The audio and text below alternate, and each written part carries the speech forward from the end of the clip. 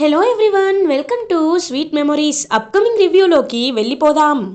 అమర్, మనోహరి and Rathod ఇంటికి reach అవుతారు.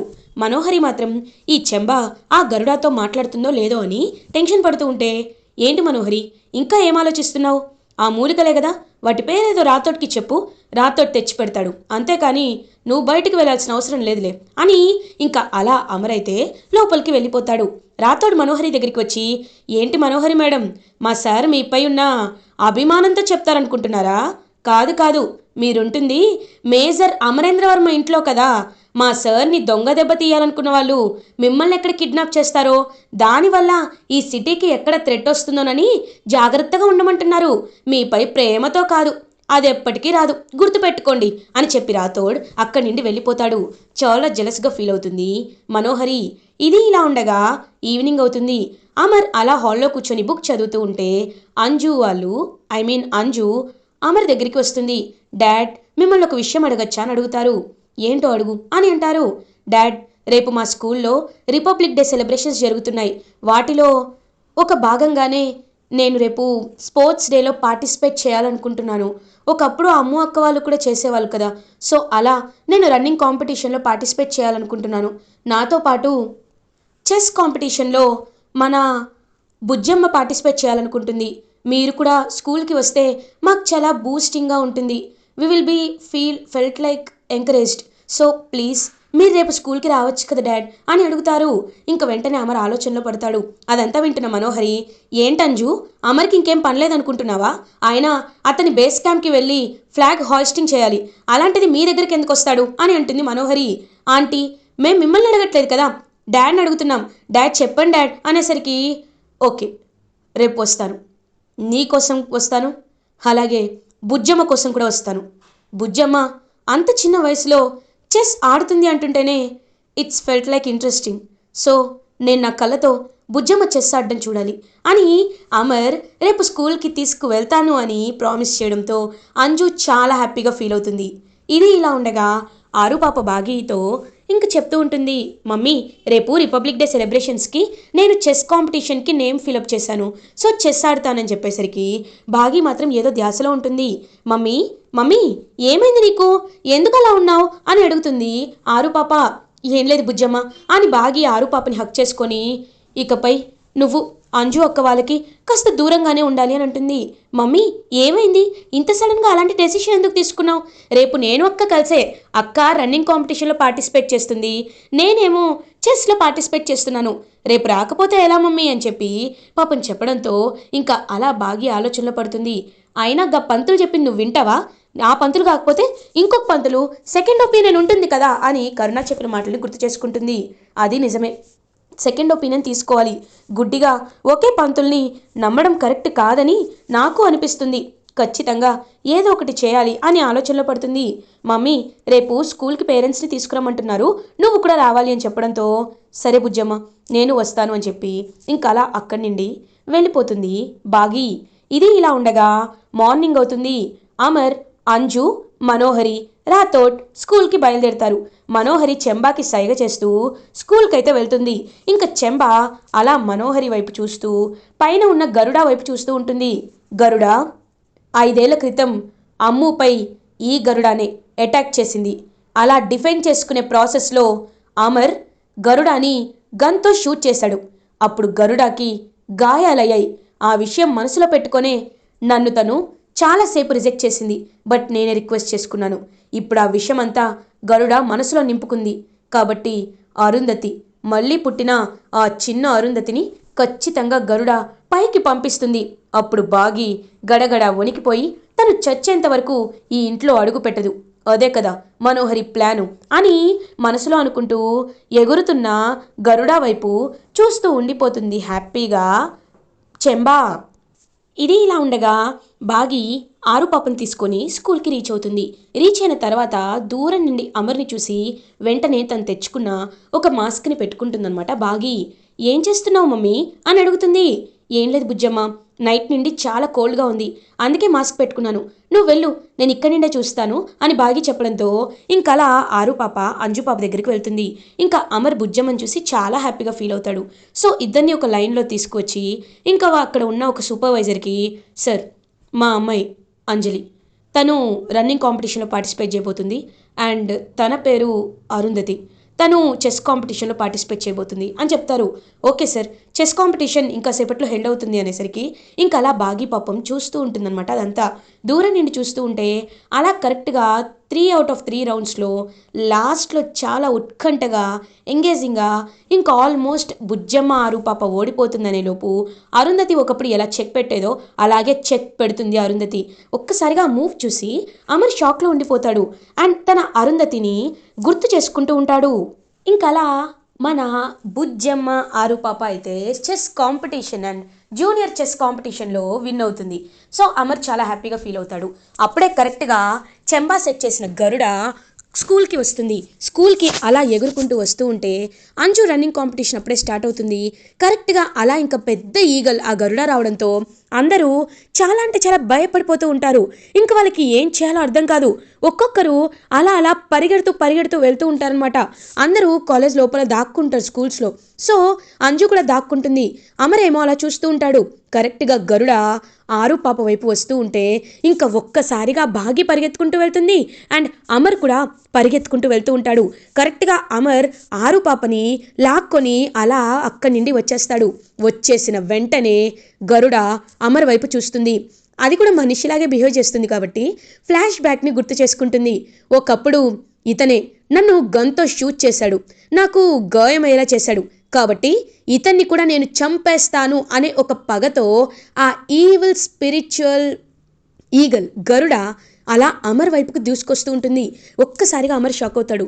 తన దగ్గర ఉన్న గన్ తీసి దాన్ని బెదిరిస్తూ ఉంటాడు. బట్ అయినా చాలా క్రూయల్గా అమర్ వైపు వస్తూ ఉంటుంది ఆ గరుడ. ఒక్కసారిగా అమర్ వైపు వచ్చి అమర్ని రక్కాలని ప్రయత్నిస్తుంటే ఒక చెయ్యి అడ్డుపడుతుంది. ఆ చెయ్యి ఎవరిదో కాదు, బాగమతి. అలా ఇంకా బాగి ఆ గరుడ కాళ్ళు గట్టిగా పట్టుకొని పటక్కుమని ఇరిచేస్తుంది. ఒక్కసారిగా గరుడ షాక్ అయిపోతుంది. బుజ్జమ్మ అని పిలిచేసరికి బుజ్జమ్మ అలా ఇంకా ఒక పెద్ద కర్ర తీసుకొస్తుంది.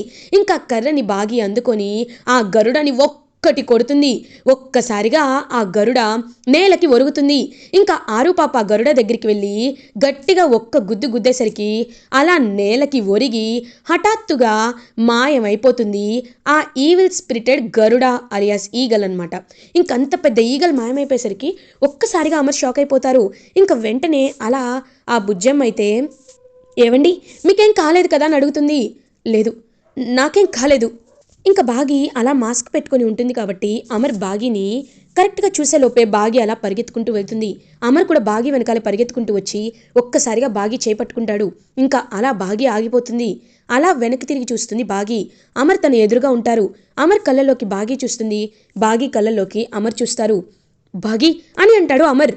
ఒక్కసారిగా బాగి, లేదు నేను బాగిని కాదు అని ఎంత కవర్ చేయాలనుకున్నా ఆ మాస్క్ని తీసేస్తాడు అమర్. ఒక్కసారిగా అక్కడ బాగి ఉంటుంది. ఎందుకు బాగి, ఎందుకు వచ్చావు? ఎందుకు నన్ను కాపాడడానికి వచ్చావు? అంటే నేను ప్రాణాపాయ స్థితిలో ఉంటే నన్ను కాపాడడానికి నువ్వు వస్తావు. అలాంటప్పుడు ఈ 5 ఏళ్ళు నేను ఒక జీవోత్సవంలా బతికాను. అప్పుడు నేను నీకు గుర్తు రాలేదా బాగి అని అడుగుతారు అమర్. ఒక్కసారిగా బాగి కళ్ళల్లోండి కన్నీళ్ళు వస్తూ ఉంటాయి. ఇంకా అలా చూస్తూ ఉంటుంది అమర్ వైపు. చెప్పు బాగి, ఎందుకు ఇదంతా చేశావు అని అడుగుతారు అమర్. ఏమండి, నేను ఇంటికి రాకపోవడానికి ఒక కారణం ఉంది అని అంటుంది. What ever the reason is నాకు అవసరం లేదు, కానీ నువ్వు మాత్రం చేసేది చాలా పెద్ద తప్పు. ఇంతకీ నా పాప ఎక్కడా, నా కూతురు ఎక్కడా అని అడుగుతారు అమర్. ఇంకలా ఆరు పాప నడుచుకుంటూ వచ్చేసరికి ఆరు పాపను చూసి ఒక్కసారిగా అమర్ అయితే అలా షాక్లో ఉండిపోతాడు. అంటే తనే నాన్న కూతురు అని చెప్పి, తనే నాన్న ఆరు అని చెప్పి పాపం ఎంతో అంటే ఎంతో హ్యాపీగా ఫీల్ అవుతాడు అమర్. ఇంకా బాగి ఏమీ మాట్లాడకుండా అక్కడి నుండి పరిగెత్తుకొని వెళ్ళిపోతూ ఉంటుంది. ఇంకా అమర్ కూడా బాగి వెనకాల పరిగెడుతూ ఉంటే కరెక్ట్గా ఒక వెహికల్ అడ్డు రావడంతో ఇంకా అలా బాగి తప్పించుకుంటుంది. అమర్ ఏమో చూసేసరికి అక్కడ బాగి కనిపించదు. ఒక్కసారిగా అమర్ షాక్ అయిపోతాడు. బాగి, నా దగ్గర వరకు వచ్చి తప్పించుకొని వెళ్ళిపోయావా బాగి? ఎందుకు ఇలా చేసావని చెప్పి అమర్ అయితే గట్టిగా ఇంకా అరుస్తూ చాలా అంటే చాలా బాధపడుతూ ఉంటాడనమాట అమర్. ఇది ఇలా ఉండగా ఈవినింగ్ అవుతుంది. బాగి కరుణతో జరిగిందంతా చెప్తుంది. హే పోగల్ పోరి, నీ భర్తే నీ ముంగటకొచ్చి నిన్ను తీసుకెళ్తానంటుంటే వెళ్ళవేంటే? అయినా గా పంతులుగాడి చూపులే చెండాలంగా ఉన్నాయి. వాడిని చూస్తుంటే ఖచ్చితంగా దొంగ మొహంలాగే ఉన్నాడు. అయినా అవన్నీ నీకు అవసరం లేదు. నువ్వు నీ మాట మీదే ఉంటావు. సరే, ఇంకొక స్వామీజీ దగ్గరికి వెళ్దాం. అప్పుడు కూడా ఇలాగే చెప్పాడనుకో, అప్పుడు నువ్వు అనుకున్నది చేస్తూ, లేకపోతే వద్దు అని అంటుంది కరుణ. సరేనే, నువ్వు చెప్పినట్టే చేద్దాం అని ఇంకలా బాగి అయితే వెళ్తూ ఉంటుంది. ఇది ఇలా ఉండగా అమర్ ఇంకా పాపం ఆలోచిస్తూ ఉంటే పిల్లలందరూ అమర్ దగ్గరికి వస్తారు. డాడ్, మీరు ఎందుకు బాధపడుతున్నారు? డాడ్, మిమ్మల్ని ఆ ఈగల్ అటాక్ చేసిందని అంజు చెప్పింది. నిజంగా ఒకవేళ మీకేమైనా అయితే మేము తట్టుకోలేకపోయేవాళ్ళం డాడ్ అని అమ్ము వాళ్ళు చెప్తుంటే పాపం అమర్ అమ్ము వాళ్ళందరినీ హక్ చేసుకుంటాడు. హక్ చేసుకొని ఐఎమ్ సారీ, నా ప్రాణాలకి తెగించి మరి నేను ఈ దేశాన్ని, ఈ పిల్లల్ని, ఎవరైతే నా దేశంలో ఉన్నారో వాళ్ళందరినీ కాపాడుకోవాలనుకున్నాను.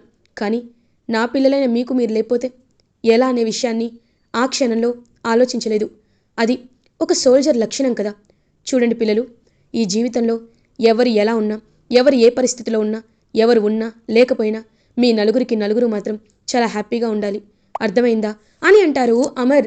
డాడ్, మీరు ఎందుకు డాడ్ ఇలా మాట్లాడుతున్నారు? మీరు ఇలా మాట్లాడుతుంటే మాకు చాలా అంటే చాలా భయంగా ఉంది డాడ్ అని అంటుంది అమ్ము. అమ్ము, నువ్వే వీళ్ళలో పెద్దదానివి, నువ్వు భయపడకూడదు. నువ్వెప్పుడూ హ్యాపీగా ఉండాలి. ఇంకొక విషయాన్ని నేను మీతో చెప్పాలి. నేను మిస్ అమ్మని చూశాను అని చెప్పడంతో ఒక్కసారిగా షాక్ అయిపోతారనమాట. అలా ఇంకా పిల్లలు, డాడ్, మీరు చెప్పింది నిజమా?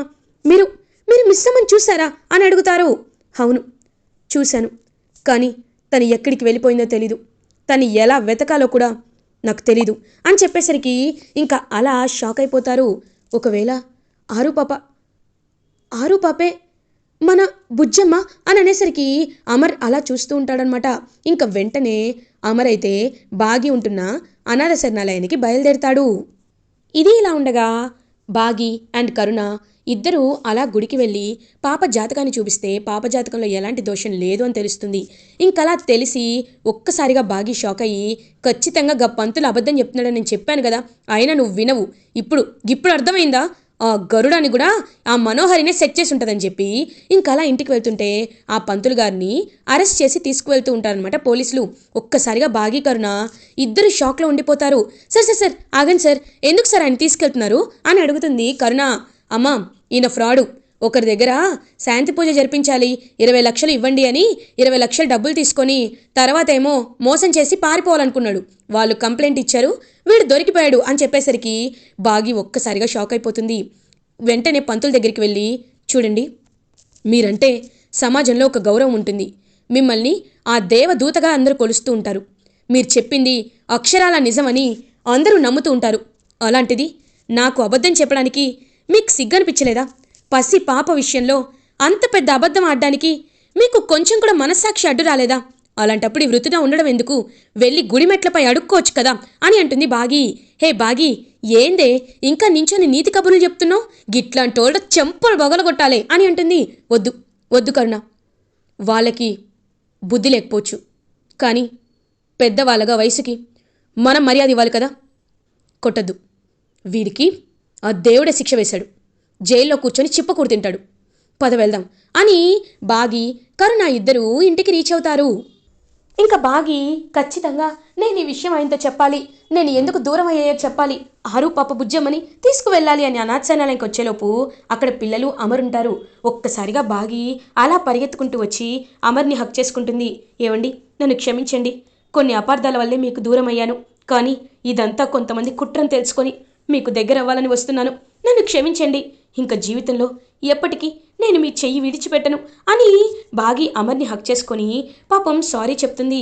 ఇంకా అలా అమర్ అయితే బాగి వైపు చూస్తూ ఉంటాడు. బాగి, నీ తప్పు నువ్వు తెలుసుకున్నావు.